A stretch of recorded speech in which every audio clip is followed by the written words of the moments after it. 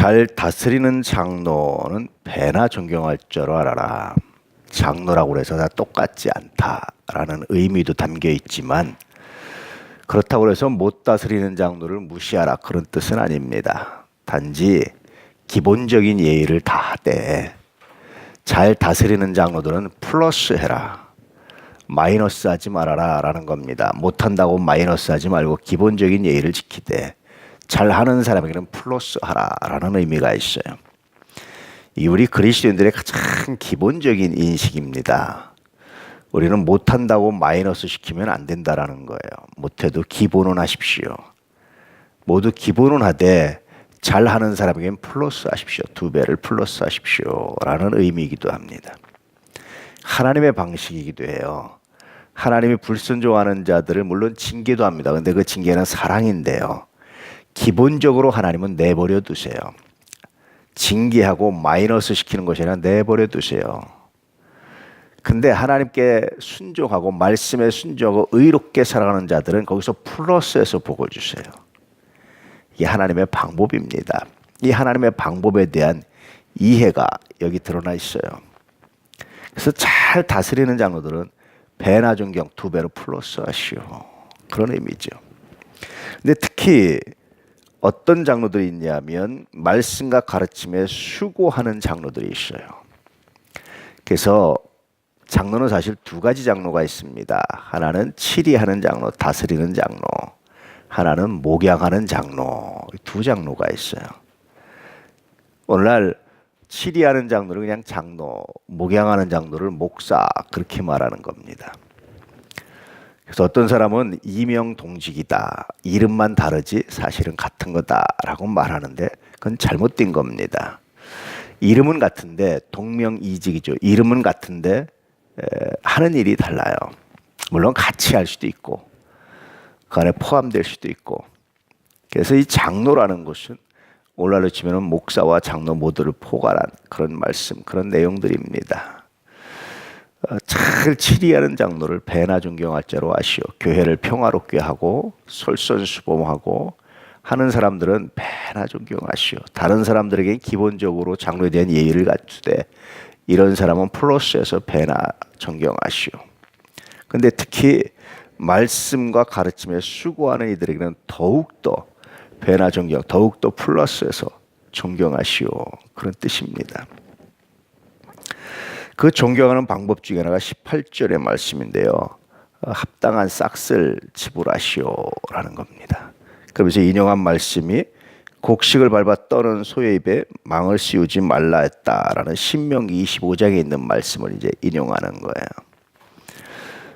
참 놀라워요. 저는 성서를 보면서. 예전에 제가 시골에 살 때 소가 이제 일을 하면 소의 입에다 망을 씌워요. 이렇게 소가 그냥 거품을 면서 힘드니까 막 해요. 그렇지 않으면 소가 지나다니면서 옆에 있는 곡식을 다 뜯어먹어요. 그러니까 망을 씌우는데, 이 생각이, 이 말씀을 읽으면서 어릴 때 그 경험, 추억이 떠오르면서 저는 망을 씌우는 게 당연하다고 생각했어요. 인간이 당연히 곡식을 지켜야 된다고 생각을 했어요. 그런데 성서는 소를 생각하는 거죠. 소가 충분히 이거는 뭐냐면 소를 충분히 배불려서 일을 시키라는 거예요. 충분히 배가 부르면 옆에 먹으라고 그래도 안 먹지, 배부르니까.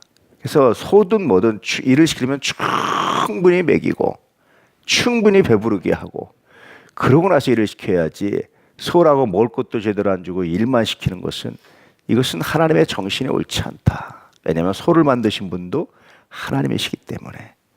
종종 그래서 말씀드리지만 하나님은 인권만 중시하시는 것이 아니라 소권도 중시하신다, 우권도 중시하신다. 제가 그런 말씀드렸잖아요.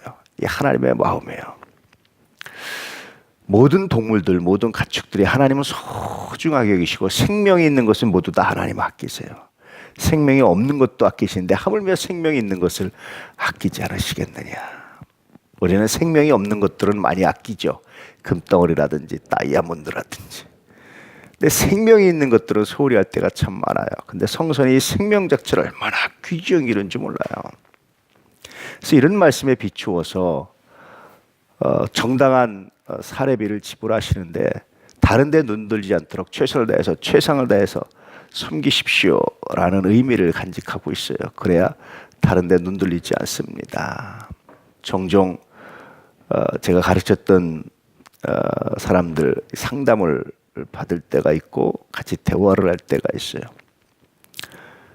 저한테 가르침을 받았으니까 저 선생으로 생각하고 여러 가지를 이야기하는데 그 중에 하나가 이 삶의 어려움, 생활의 어려움, 그래서 다른 일을 해야 되는 교회를 개척하고 어려움은 뭐 어쩔 수 없습니다. 그런데 그렇지 않은데도 이제 그런 경우들을 보면 굉장히 마음 아프죠. 목회에 집중하지 못한 일들이 종종 있어요. 그러지 못하게 하라라는 말씀입니다.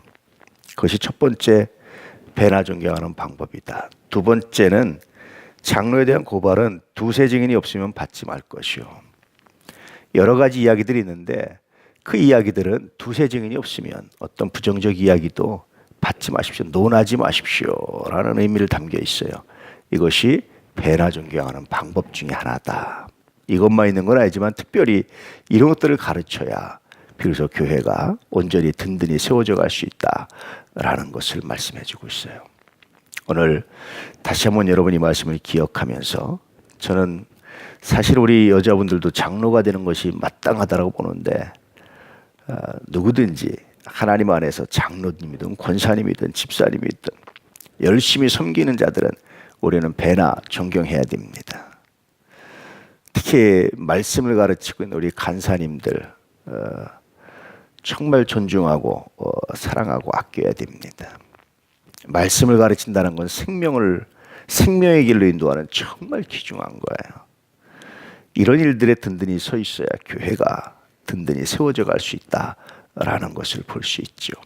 우리 모두 다 이 말씀을 기억하고 이 말씀에 순종해서 우리 하나님의 역사와 영광을 드러내는 믿음의 역사가 있기를 주의 이름으로 축복합니다. 할렐루야. 기도하겠습니다.